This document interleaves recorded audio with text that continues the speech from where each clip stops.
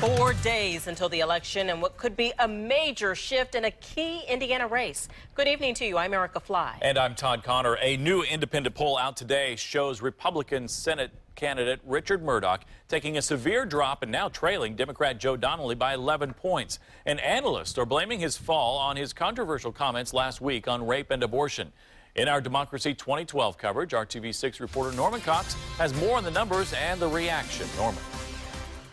For months, the polls had shown Mourdock and Donnelly neck and neck, but the respected Howey Politics Indiana poll, taken earlier this week and released today, is now showing Mourdock taking a big plunge.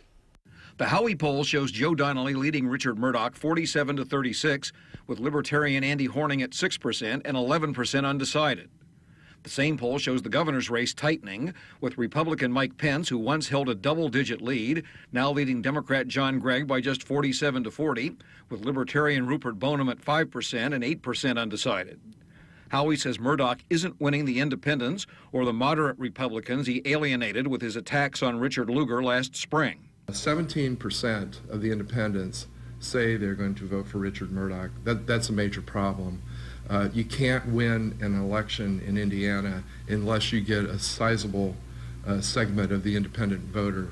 Mourdock says his own polls show him bouncing back from the rape comments. I don't worry about it. There's one poll that counts. That's November 6th. You still think you can win? I know we're going to win. I'm incredibly confident. I feel the buzz. But Democrats and many analysts believe Mourdock has blown it. Since the comments in the debate, Richard Mourdock has plummeted in the polls because he confirmed to everybody that he's a Tea Party extremist. So I think the Senate race is over. I think that Congressman Donnelly is going to beat Richard Mourdock, and I think it's going to be by a fairly decent margin. So I think that'll be probably one of the first races that's called on election night. Some believe Mourdock could pull it out with a strong turnout from Tea Party and pro-life supporters, but probably won't. No one should be surprised. I mean, we've seen some of the shifts. You know, Mr. Mourdock had started losing ground in his own poll right around the time that those comments were made.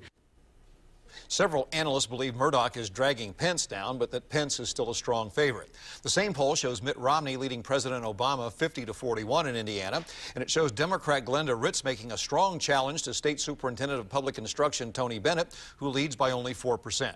I'm Norman Cox, RTV6.